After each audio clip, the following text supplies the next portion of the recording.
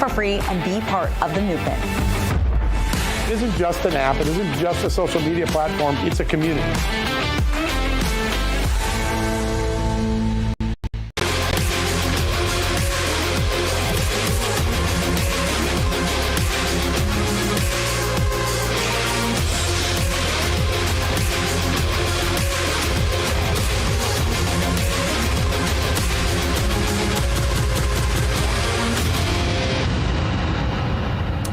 Good evening, America, and welcome to this Just the News, Real America's Voice special report, Vigilant for Peace Abroad and Terror at Home. All brought to you in partnership with our good friends at the Association for Mature American Citizens, better known as AMAC.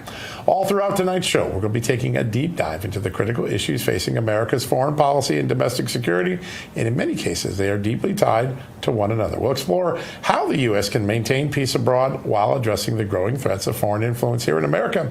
An example being a lot of the anti-ICE and anti-Israel protests, as well as the threat of terrorism here at home due to the Biden administration's previous wide-open borders.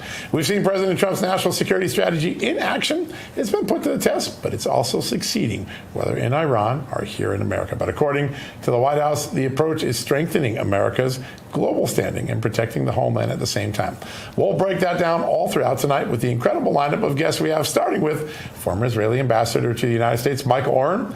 He'll break down and give us a live report of what's going on in the Middle East in the first 24 hours of that historic ceasefire. We'll also have House Ways and Means Committee Chairman Jason Smith discussing congressional efforts to support national security priorities, like where the dark money funding all these protests is coming from, and can it be stopped by Congress? We'll get to that. Then retired CIA officer Sam Faddis will join us to provide insight into the evolving threats of terrorism on American soil and what can be done to counter them. And China expert Gordon Chang will be here to analyze the geopolitical challenges posed by China and what the CCP is doing at home to foment arrest on that topic. Today we had some news, more details about what the FBI knew about China's plot to disrupt the 2020 election. Go check that out at justthenews.com. Finally, we'll wrap the conversation up today with former Assistant Secretary of State and candidate for governor of Maine. He's also the national spokesman for AMAC, Bobby Charles, our good friend. He'll discuss the balance between maintaining global influence and protecting American citizens at home. Now, before we get to all that, let me introduce my amazing co-host for the evening. She's also my good friend and the CEO of AMAC, Rebecca Weber. Rebecca, great to have you back. This is a great lineup today. Big discussions we're going to have. Sure is, John. It's great to be with you tonight. And, you know, I will say this, that America is safer today than we were just a handful of weeks ago. That's true. I think Donald Trump's strategy of peace through strength is working. And I'm very excited to have this great lineup because we've got a lot of questions. People are concerned about what's happening here, our own domestic security, and they're concerned about what this means across the globe. So interesting, great lineup that we have, and very excited to say that AMAC is growing over 2 million AMAC members. Amazing. I love it. I'm one of them. I'm a card-carrying member. Very proud of it. That's terrific. Thank you. Yeah. I love the offer we have tonight. I think it's $12 for a year. That's an amazing deal. We'll mention that several times throughout the show. You mentioned feeling stronger and safer, and I think watching President Trump at NATO today and seeing all those NATO countries saying, yeah, we'll chip in our 5%. Now, you were right, Mr. President. It really was an amazing moment for not just the president, but America, I think. That's absolutely right. And each and every one of those leaders really ought to be thanking our president, because without his strength, this is something that I don't believe that Joe Biden or any other leader, for that matter, would have had the courage to execute in such a way. So very, very pleased to see that he is continuing to work for us, the American people, and recognizing that America first is the best priority for all Americans. We want this country to be great today and into the future, and for future generations. That's the thing. That's so important. Things are happening today. They're going to secure a better America for our children and grandchildren. That's exactly which is right. Remarkable. That's what AMAC stands for, which I love about it so much. It's great. All right, we're going to start tonight with a very exciting guest, a live report of what's going on in the Middle East, where President Trump has reshaped the landscape very quickly with that B-2 bomber attack this weekend, and now the ceasefire with Iran. Our first guest is going to give us a live report. All right, we're very lucky to kick off tonight's show with the former Israeli ambassador to the United States, one of the most trusted voices all across this world, Ambassador Michael Oren. Mr. Ambassador, good to have you on. Good to be back, John. Rebecca, hi. Good to be with you. Great to have you on, sir. I know you've been ducking bombs. I know Israel has been in this extraordinary, intense moment. What have the last 24 hours since the ceasefire took hold been like, and what is the outlook for that ceasefire holding?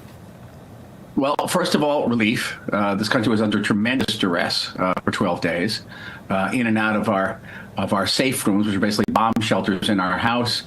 Hearing about the missiles coming over, the whole building shaking as they hit, and not far from where I'm talking to you, and people getting killed, great numbers of people getting wounded, and tremendous uncertainty about the past. Much of that was relieved decisively when President Trump decided to intervene militarily. Operation Midnight Hammer joining our Operation Rising Lion. By the way, the first time in Israel's history in 77 years where the United States has actively participated with us in a counteroffensive operation. The United States has defended Israel's skies many times in the past, but never joined us in an operation against a common enemy, and so effectively. Immensely effectively. This operations will be studied at West Point for the next 100 years. But also, along with the last day and a half of quiet and relief, uncertainty about the future. What does this ceasefire look like? What will be America's position should Iran violate that ceasefire in various ways if it tries to rebuild its nuclear program? And what will be America's position in the negotiations, which are set to revive soon? And meanwhile, we're still dealing with the situation in Gaza, where last night 7 young Israeli soldiers were killed. Yeah, we're praying for Israel. Sir, you have lived, you've served, you've negotiated on both sides of the U.S.-Israeli relationship. What concerns you most about the growing ideological divide within America regarding support for Israel, especially with younger voters within the Democratic Party? Well, what concerns me most, may surprise you, that they almost, without exception, people who don't like Israel, don't want a relationship with Israel, don't think Israel should have a right to exist, those people almost unexceptionally believe that the United States doesn't necessarily have a right to exist either. They don't like their own country. And I think that's a deeper problem. It's a deeper problem when you have an elite that doesn't think that the country's worth fighting for, worth defending. It's not proud of its achievements. So it's a deeper problem. Israel will continue to have strong relations, I think, with the American people. Once we get past this war, certainly we'll begin to restore some of those relationships. But the source of anti-Israel feeling among young people in particular comes overwhelmingly from social media and from the universities themselves. And I think that's a much deeper problem, Rebecca. It certainly is. We've seen these violent protests. They're erupting in American cities over the Israeli-Gaza conflict. Do you see signs of foreign influence, especially from Iran, or these proxy groups really shaping the narratives and exploiting America's internal divisions? Well, we know from captured documents that the Qatari has been involved in giving money to support this type of activity. The captured documents we have from Hamas in Gaza talks about how much Hamas was coordinated with some of the organizations sponsoring these protests. It's just very interesting. You go to campus, and campus is the same green tents, is the same flags. Someone's providing all that wherewithal for these protests, even busing people in. They're very well funded, and the question remains, okay, who's given the money? Yeah, it is. Follow the money. We'll have that answer. That's got to be an important part of the U.S. Focal point. So I want to talk a little bit about the success that the Israeli military had.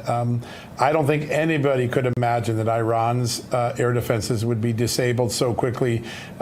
Both the U.S. bombers and the Israeli fighter jets have had complete reign of the skies the last 6 or 7 days. How much planning and how much preparation went into this extraordinary operation? It seems like you knew where every air defense battery was. And every high-ranking IRGC official and every senior nuclear scientist, along with that, years in the planning. I mean, I was ambassador 10 years ago, and the planning was going on there, and probably more intensely, certainly in the last year and a half, that planning has gone into action. It's really it defies the imagination, John, that the Mossad, our equivalent of the CIA, was able to establish actually a base inside Iran for launching explosive drones that work with very damaging effect. And we did know. We know where the missiles were. We knew where the launches were. We destroyed something in the order of about 50% of their missile launching capacity, about 80% of their actual missiles. So, again, in purely military terms, this was an extraordinary historic accomplishment. And the question is, can it be translated into a permanent strategic victory? Now, I think for the United States, if I may say, it is already a strategic victory, because the United States is back after now many years in the aftermath of Iraq and Afghanistan, where tremendous opposition to use of military force by many segments of the American people, the United States is back not just as an economic power, but as a military power. And I think there are people in Beijing who are thinking twice about, attacking Taiwan tonight. I think you'll agree with me, Rebecca and John. So that in itself is an extraordinary strategic accomplishment. But for Israel, we have to come through this war assured that Iran will not threaten us in the same way again. That opportunities for peace will open up through the entire Middle East. That, for example, Lebanon, which was basically a colony of Iran for the last several decades, will gain its independence and can make peace with us. Syria, another Iranian colony, is now free, can make peace with us. That we can find a solution to the Gaza imbroglio. All of this can happen right now if diplomacy is used prudently and effectively, particularly by the United States. Yeah, and we've heard some lawmakers openly calling for a regime change in Iran. Now, do you think that a rapid regime change in Iran could cause more harm than good, especially at this point in time? Could we find ourselves in a similar situation like we saw in Iraq when we left a power vacuum? I often hear this now, Rebecca, that the lessons of Libya and Iraq, what happened in Libya, too, there was chaos after the fall of Muammar Gaddafi. There's a tremendous difference here. One, first of all, both Iraq and Libya were creations of the Europeans. They were created in the 20th century by European colonialism. There was never historically a country called Libya, nor historically a country called Iraq. Iran has been around for thousands of years. It is a nation state. There is an Iranian people. And the Iranian people have tremendous internal coherence. And unlike Iraq and Libya, where the government fell as a result of military pressure and the United States basically went into state-making in Iraq, the changes in Iran, should they come, will come from the people themselves, and not from any external forces. I don't think you can change a government through military means alone. Now, the people in Iran, many of them hate this regime. It is corrupt, it is ineffective. It has spent billions and billions of dollars supporting terror, building a nuclear program that nobody needs, by the way. Iran is one of the great exporters of oil. They don't need nuclear energy. By the way, nuclear energy costs about 40 times more than oil energy. That's the last thing they need. So the people are furious, and they've had it. The question is, can they organize? Are there elements in the army, for example, that are ready to rise up? We don't know, and I wouldn't count on it from today to tomorrow. I cannot believe this regime is going to be around in another 5 years, but okay. We said the same thing back in the 70s and the 80s and the 90s. We don't know, but let's assume that the same regime is going to come to the negotiating table. We hope, and I say we, I'm not representing the country, but I sure all Israelis hope that America will demand an end to Iran's enrichment of uranium. It will demand the dismantlement of those nuclear facilities that haven't been dismantled already, and an end to Iranian support for terror. They are the largest state sponsor of terror in the world. They've tried to assassinate the president, tried to assassinate a former Secretary of Defense and National Security Advisor, tried to assassinate yours truly in Washington some years back. As you see, they didn't succeed. But all that has to end. Yeah.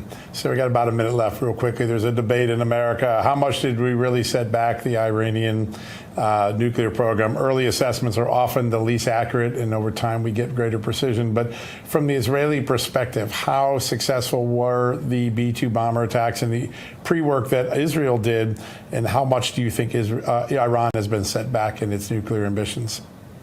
Our assessment is that Iran has been set back for years. The damage was very extensive indeed. We are satisfied with the damage, sense of the damage. The question is, what degree has Iran's motivation for creating nuclear weapons, its taste for nuclear weapons, has it been dampened at all? And can the United States, through diplomacy, through hard-knuckled diplomacy, with a credible military option remaining on the table, can it then get the Iranians to say, okay, we're going to take a different course, we're going to be a different country, and perhaps realize, strangely enough, I'll quote President Obama. President Obama hoped that one day Iran would be a quote-unquote responsible regional power. Well, bring it on. We'd like to see it. Yeah. That would be a welcome change after 50 years of unresponsible and violent behavior. Ambassador Oren, it's always a great honor. You're one of my favorite authors on top of all the great work you do as a diplomat, but a great honor to have you on the show today. Thanks for joining us. Pleasure. Thank you, Rebecca. Thank you, John.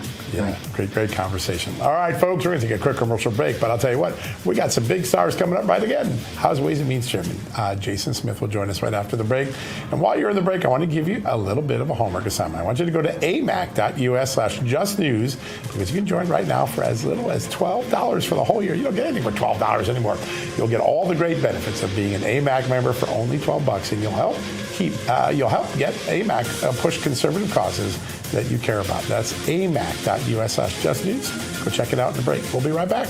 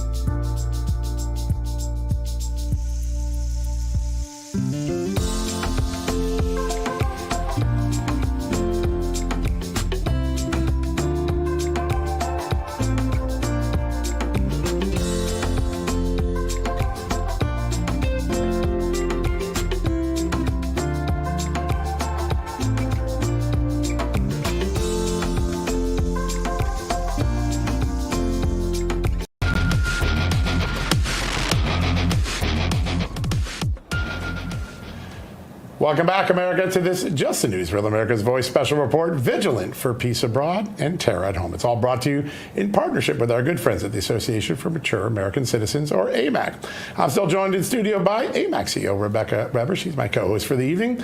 And we're now going to be joined by the chairman of the man at the center of the big, beautiful bill, the House Ways and Means Committee Chairman, Jason Smith. Sir, good to have you on the show.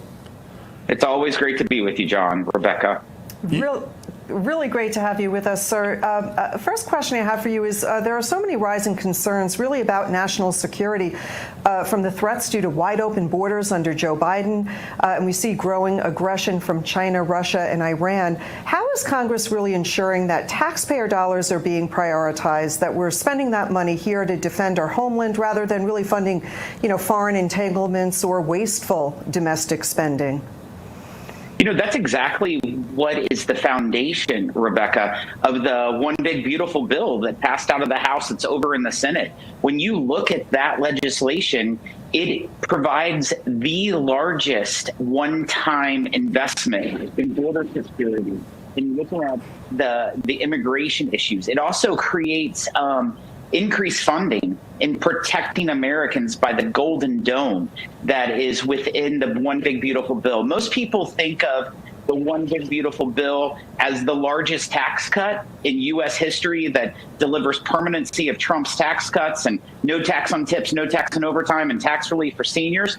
It does all that, but it also does the additional items, and that's why it has its title, One Big Beautiful Bill. But it also cuts more spending in one package than ever before in the history of Congress. Yeah, it's pretty impressive, pretty amazing. So I want to ask a little bit about the status of what's going to come back from the Senate. Your thoughts on how it's shaping up in the Senate, what you think you'll get back, and is it possible to get something through the House in the next couple of weeks?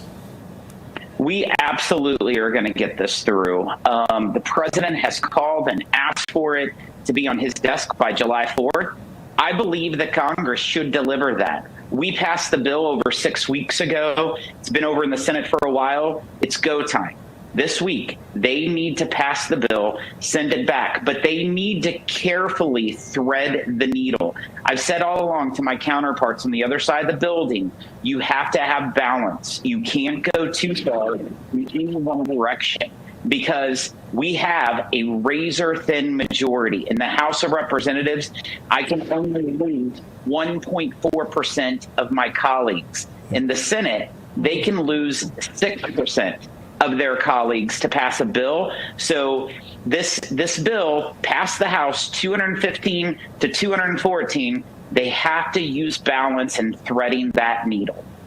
And speaking of threading that needle, our President Trump seems to be doing a very good job really bringing peace. And we saw what happened just a few days ago in Iran.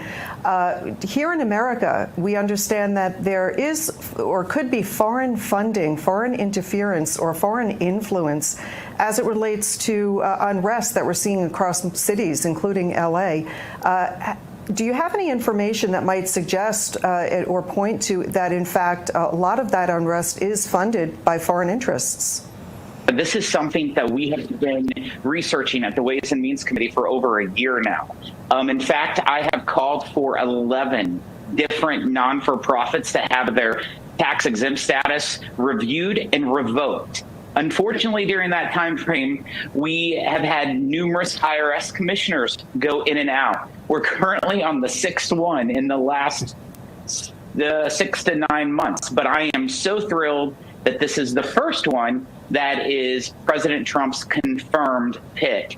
Congressman Billy Long, my former colleague from the state of Missouri, and I look forward to looking at these different non-for-profits that we have pointed out that has been funneling money to terrorist organizations, but also that have been funding money to create discontent and unrest, whether it's on college campuses or whether it's on the streets or protesting against ICE or obstructing against ICE.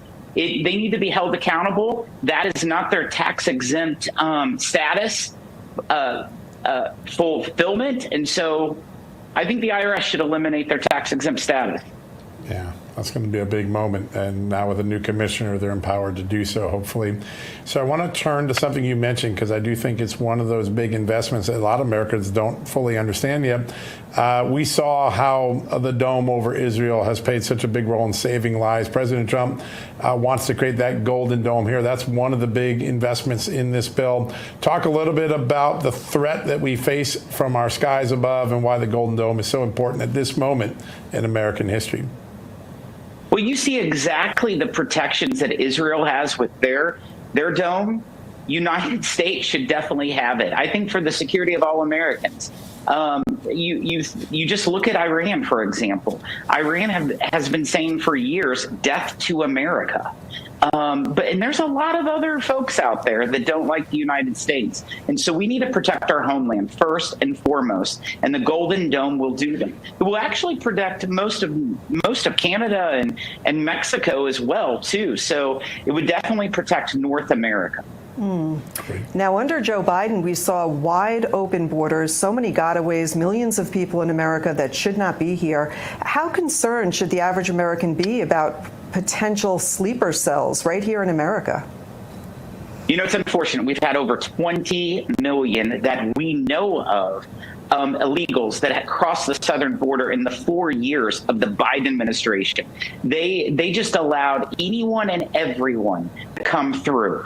And we don't know. We don't know all those individuals. We don't know how many terrorists came through. And so every American should be mindful and pay close attention, because you don't know what might be out there. Because unfortunately, I've been to the southern border numerous times during the Biden administration, and I would talk to those Border Patrol agents, and they would tell me that they would have hundreds of people from hundreds of different countries that were not connected that bordered us or was part of our hemisphere. They were from the Middle East. They were from China. They were from Asia, Africa, all over. And they just were able to come across the southern border. On the world stage, do you see that Hamas and Hezbollah have been severely weakened?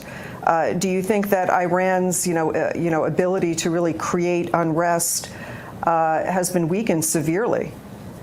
There is no question, without a doubt, they have been weakened beyond imagination, and we're grateful for that. Because of that, the world is a safer place.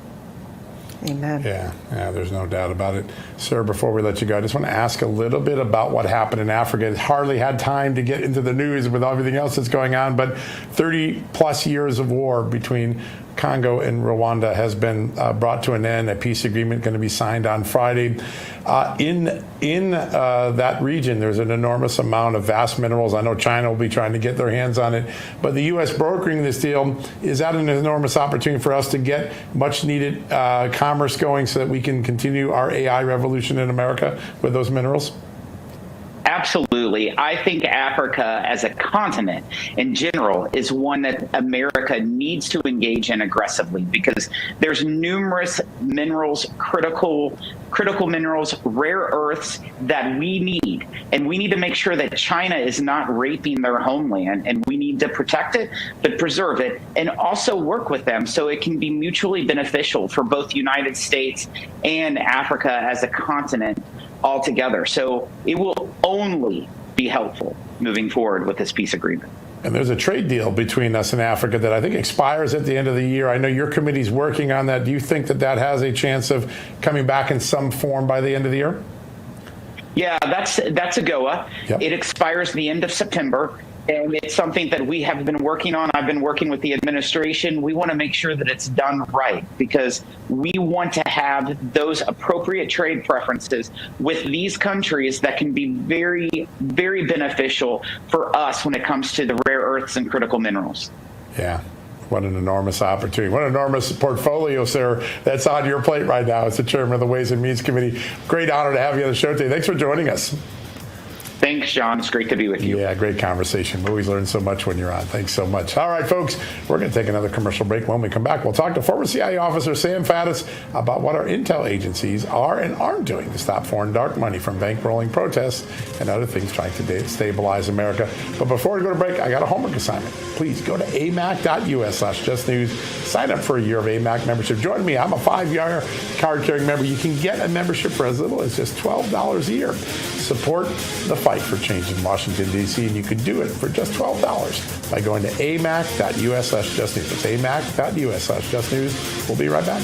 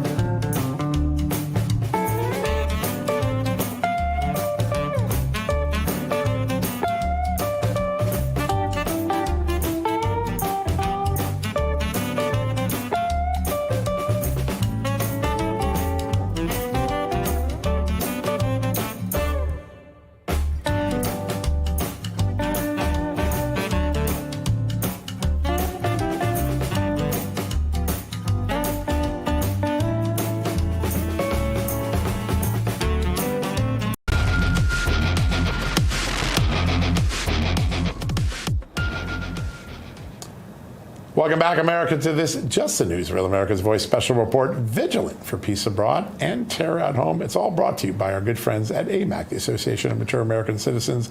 I'm here with AMAC CEO and my good friend, Rebecca Weber, and we have another great guest. He's been on the front lines of security for most of his life. He's the former CIA officer and good friend of this show, Sam Faddis. Sam, good to have you on. Great to be here. Thank you very much. All right, we've had this moment of reprieve after the extraordinary B-2 bombings this weekend that bombed, I guess, Israel into a ceasefire. What is your outlook when you look out over the next several days? What do we think is going to happen in the Middle East and then here at home as well? Well, I think the key here is that for the Iranians, anyway, the fact that they've agreed to a ceasefire means they want a breather. In common terms, they let me up off the mat, let me catch my breath, and let me regroup. So that doesn't mean that necessarily anything's over. And when and if they resume, they'll resume on their terms and on their time schedule and in the way they choose to. So, yeah, that could happen in a couple of days, but the fact that it doesn't happen in a couple of days doesn't mean it's not going to happen. And however it happens, it'll be where they think they've got the advantage when they respond. Yeah. And with this recent degradation of terrorist groups that are funded by the Iranian regime, is the threat here at home in America significantly diminished? Are threat levels down? Well, I mean, I think it helps, but the fact is if they decide to flip the switch, I'm still very concerned. You've seen recently that Homeland Security and the FBI have been arresting Iranians who are here, as far as I'm concerned, illegally, who have backgrounds, connections to the military, stuff that makes them of significant interest. I think that's a good start. I mean, it can't hurt, and these folks are here legally. They should go home anyway. Yeah. But when the real operatives come, or should I say when they activate the real operatives, it won't be a guy who came here in his true name and told you that he used to be a sniper in the Iranian military. It'll be a guy with false identity documents using a fake name and a fake background who knows his business and who has been trained very highly. And finding those guys and catching them is a whole different game. Yeah. Now, how vulnerable, in your view, is the United States to asymmetric warfare?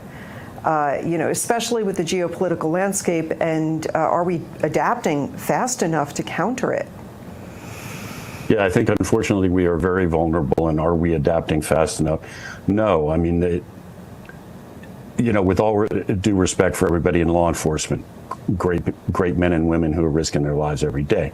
If you're going to prevent the Iranian Quds Force and associated, MOIS, Iranian intelligence, and all their affiliates and all their allies, like the Venezuelans and the Cubans and everybody else, if you're going to stop them from conducting operations on U.S. soil, that's going to take something at the national level with a real counterintelligence focus. The tradecraft of these folks is very, very good, and just finding them is going to be hard.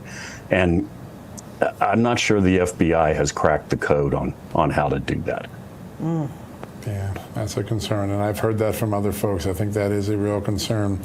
So we've known about these, particularly Hezbollah, sleeper cells, and Hezbollah really some of the best trained of the terrorists in the world. Talk about some of the tactics you knew they were training for when you were back in the CIA. I know backpack bombs. Now I guess they probably have drones. What are some of the things that we might look for if they do get activated by the Iranian regime? What you're going to find is that they cased their targets a long time ago. They don't get an order from above and then start coming up with a plan. They were out. I mean, they've been out. We've documented this for 25 years, right?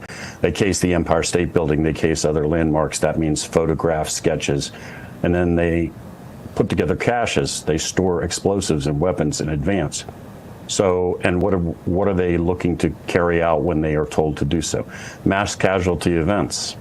Doesn't have to be a suicide vest kind of attack, a vehicle bomb, that kind of thing. You're not talking about, you're talking about something that in their terms will make a splash, will make an impact. And that's a horrible way to look at it, but that's the way they look at it. Yeah. frightening. As we know, the effectiveness of our agencies was compromised under Joe Biden's leadership, that is. Now, has the politicization of U.S. intelligence compromised our ability to respond quickly and effectively to these foreign threats? And what reforms might you advocate for? Yeah, it compromised absolutely. I mean, in the case of the CIA, if you're a case officer, which is what I was, what everybody would call a spy, and in normal language, how you actually do your job, which is defined as tradecraft, became number 7 on the list of priorities for promotion under Biden.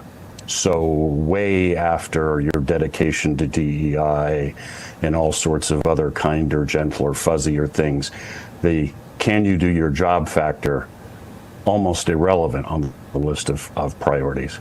And many of the senior people at CIA, and I'm just using that as an example because that's where I work, many of the senior people at CIA now are not really operational personnel. I mean, they may technically have gone to a course once, but they have not spent careers in the field. So, you're looking at an organization, and this is true in many other places, that has lost its edge.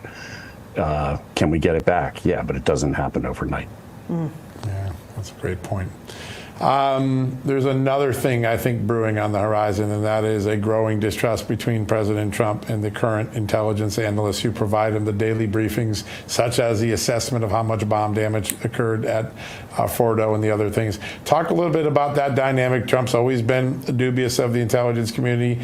He's clearly dubious of the deep state that tried to set him up.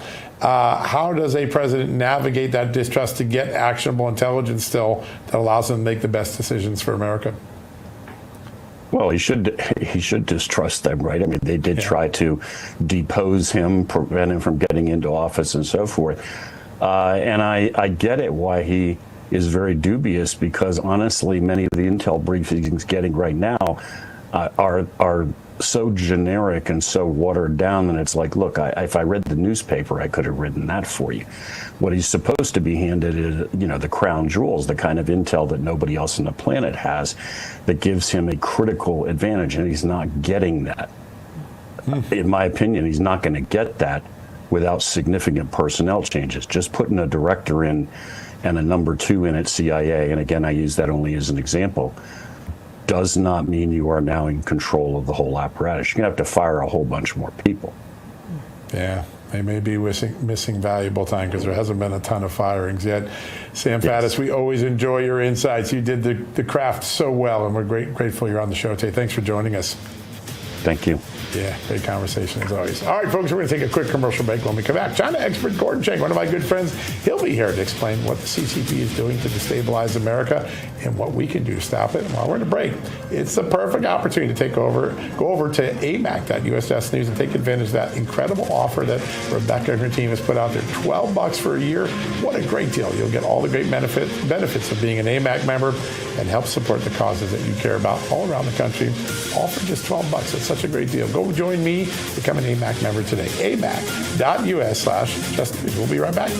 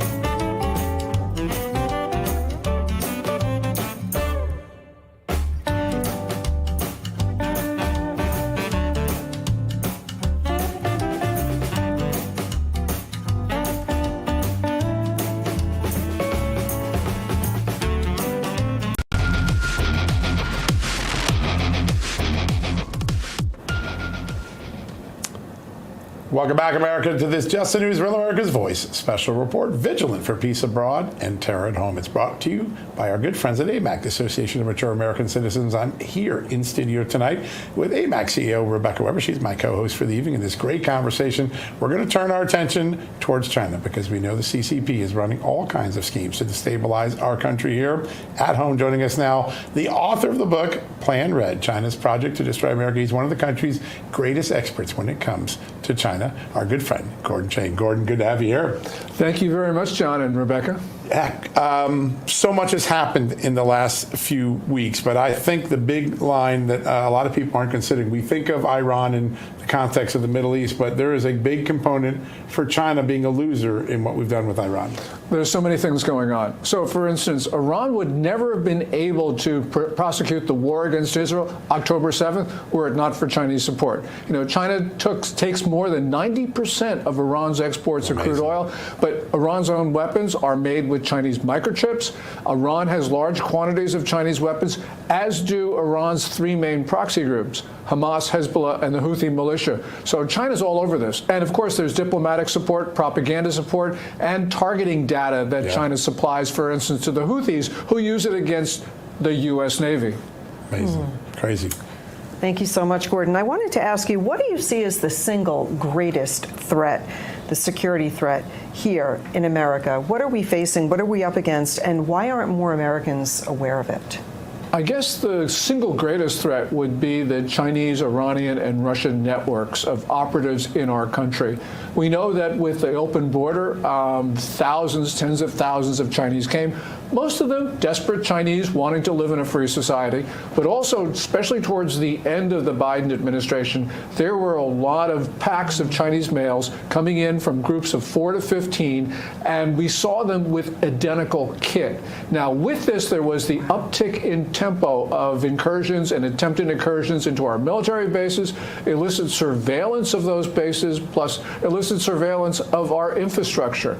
So those networks, I think, are ready to strike, and that, to me, would be the single greatest threat. Would a Chinese cell strike on American soil, and would China be ready for the repercussions? Maybe not, but maybe they're desperate. You know, right now we have a China where the Communist Party is in disarray. We have Xi Jinping losing power. He's certainly lost control of the military. He's got problems in the civilian leadership. We're seeing all of these signs. And so desperate people do desperate things. So the answer to your question is they might do anything because their threshold of risk, I believe, is a lot lower than we think it is. That's amazing. That's something we have to keep in mind. Absolutely. Now, in the weeks leading to the eventual attack by the U.S. on Iran, there were reports of these mysterious flights between, China and Iran. It seems that we don't have a lot of information. What do you think that those flights were about? Well, there's disagreement whether those flights actually did land in Iranian airspace. But the point is, we know that, people were saying, oh, they're bringing in weapons. But we know that Iran already has those weapons. And so, when you turn off your transponder, you're up to no good. Yeah. So this is going to be an issue. We don't know exactly what those planes were doing, but clearly there was something that was nefarious going on. And eventually we will find out. Yeah. We're learning more and more about China's warfare on our own soil. All right, we know about COVID-19. We know about the scientists that snuck in the pathogens recently. Kash Patel has given us a whole nother body of evidence that China had a plot to disrupt the 2020 election, try to get mail-in ballots from Chinese citizens in Americans' names using fake IDs to get Joe Biden to be president. That got swept under the rug. Is it still important to get to that bottom of that now, 5 years later? Oh, absolutely, because this goes to the core of democracy.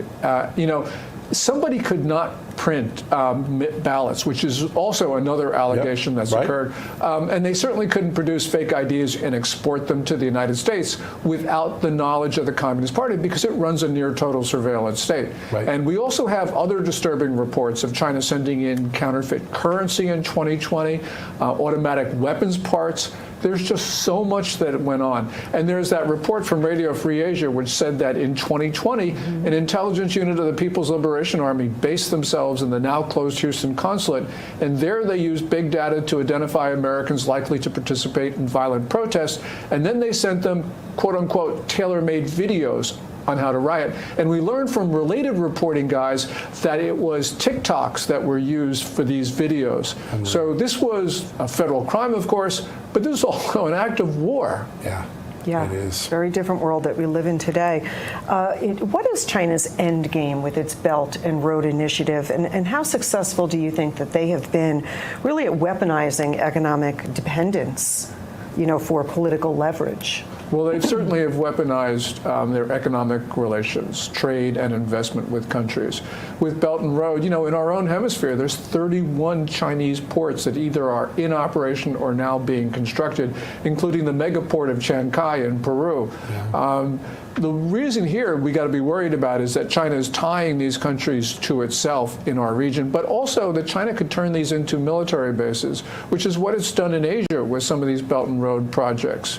And one of these Belt and Road projects is within 90 miles of the Florida coast. It's in Freeport in the Bahamas. So we don't want the Chinese Navy 90 miles from Florida.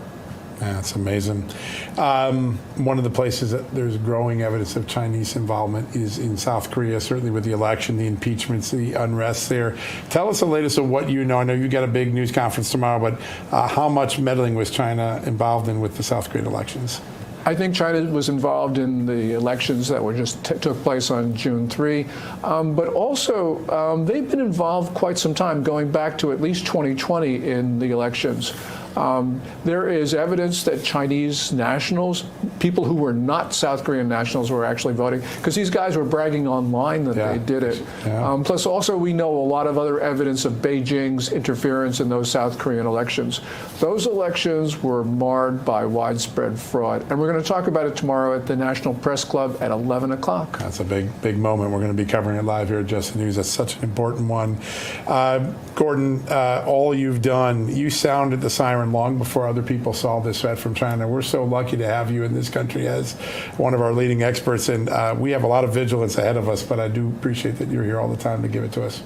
Well, I really appreciate to talk to you. So thanks, guys. Yeah, thank you, Gordon. Great to see you. Amazing expert on all this stuff. Sure is. All right, folks, Rebecca and I are going to take a quick break. We got one more segment to go. Before we do, I have a good idea for you. Go over to amac.us/justnews, because you can get, for as little as $12 a year, you can become a member like me, join AMAC, get their award-winning magazine, valuable discounts, and access to free resources. But more importantly, you'll be part of a movement committing to protecting the values that made America great: faith, family, and freedom.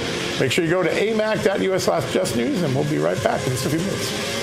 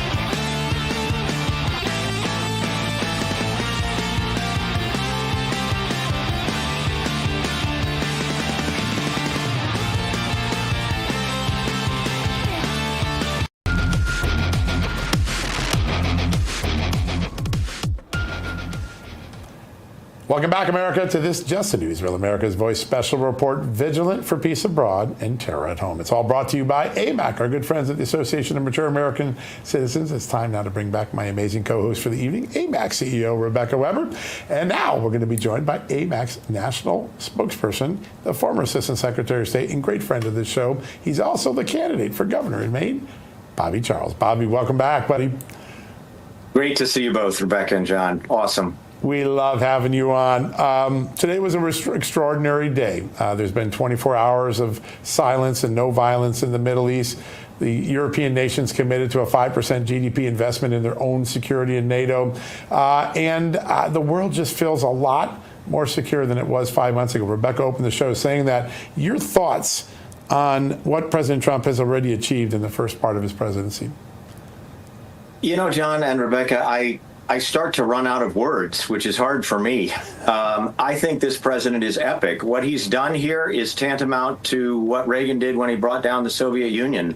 What he's done is he has silenced arguably what was going to be one of the most predatory, obviously terrorist and nuclear-armed states in the world. He's brought them to their knees, and he's commanded the respect of the entire world, and I would include Russia and China in that, by force of his courage and his boldness and his willingness to know right from wrong, which is exactly what Reagan did. He knew right from wrong, and then he acted on right, and no matter how many times people told him he was wrong, he said, I know right from wrong, I'm going to do it. And what Donald Trump did, and by the way, let us not forget our American military at his behest. An extraordinary group of courageous young Americans were behind this, from the operational security and the intelligence planning to the operation itself and the hot wash. I mean, this is an extraordinary moment. Performance by an extraordinary group of young Americans who have trust and faith in a president who is garnering not just trust and faith of Americans, but the trust and faith of the world. Thank you, Bobby. You know, we see a lot of people on the left that are complaining that Trump did not get the required congressional approval. What legal authority really supports the president's ability to carry out such a strike?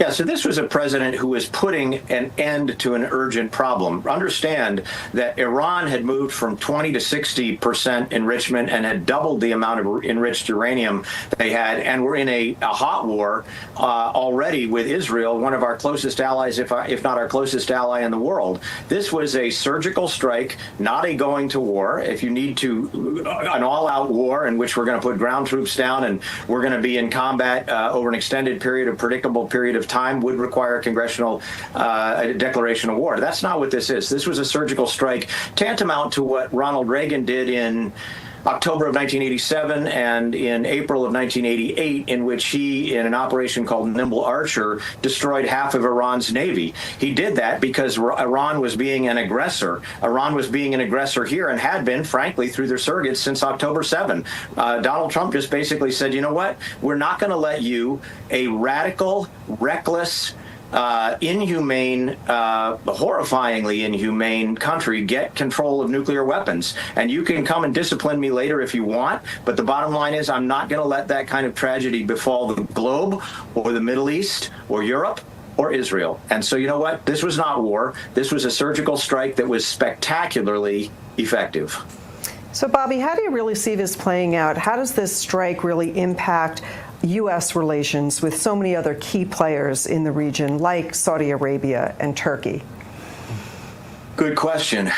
So I would say this has first order, second order, and third order effects. The first order effect is it's going to put a swift end to the belligerence of Iran in the Middle East. They'll still have talk, but they won't have the weapons to back it up. And that will put Israel in a better position and actually will open the door across the entire Arab world, 22 countries if you include Israel, to a wider peace, perhaps an expansion of the Abraham Accords, and a greater first order effect right there in the Middle East. The second effect, I think, is that allies who are not, I'm talking about our closer allies and even our secondary allies will recognize people like Saudi Arabia, people like Turkey, even though Turkey is a NATO member. They have a large Muslim population, and of course Saudi Arabia is Sunni, not Shia. So a lot of the Middle East, I think, is going to, as a second order effect, say, you know what?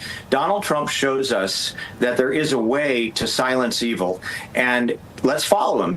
Walk softly and carry a big stick is what Donald Trump does. Every once in a while, he uses the big stick, and then a bunch of people line up behind him. I think that's going to happen again here in spades. And then big picture, the third order effect, I think China in particular, but China and Russia have to be sitting back in their respective, well, call them politburos, and saying, my God, this is guys like Reagan. Reagan said we'd end up on the ash heap of history. That's what he said to the Soviets, and Putin was there when that happened. When he speaks, he means what he says. He does what he says he's going to do. The United States is truly the leader of the free world, and arguably they ought to, and China ought to, think hard about whether they want to be an aggressor or whether they want to perhaps begin to think in terms of a longer range, more constructive relationship with us. Yeah, hence the word epic that you used at the beginning is an epic downstream effect of what's already occurred in the last few days. Bobby, I want to turn inward to the United States. There are lots of illegal aliens roaming around that we don't know who they are. We know there are Hezbollah cells here. We know there are some Chinese military cells here. Tell us what we all should be vigilant for over the next few months. We've got about 45 seconds left. Yeah, the nutshell version, John, is there are sleeper cells in this country and in this hemisphere, and they are, as you mentioned, often tied to Hezbollah, which of course is tied to Iran. I think it doesn't mean we panic or anything like that. Iran is not going to activate those cells, or they're going to get hit again. So at the end of the day, we just have to be vigilant. There could be individual strikes on bases, military bases, et cetera, from within. But I just think we have to be vigilant, like we were after 9/11, and like we should always be. That's a good word, vigilance. Bobby, as always, we always appreciate your insights, your great wisdom, and we're looking forward to that great race in Maine where you're running for governor. Good to have you on tonight. Grateful to both of you. Thank you. Yeah, what a great conversation. Thanks, as Bobby. always. Rebecca, what a show. I can't believe we're out of time, but what a great conversation. Wonderful. Today. Great lineup of guests. Really good stuff. Thank you. So much to think about. All right, folks, last call tonight before we call it a night. Head out to amac.us/justnews. Go be a member like me and Rebecca. Go get an incredible offer. $12 a year. You can't get anything for $12 anymore. Go do that now. Join me. You will be happy. You'll have rewarded yourself with something great. Go to amac.us/justnews right now. All right, we'll be back tomorrow with regular program. Until then, God bless. Have a good night.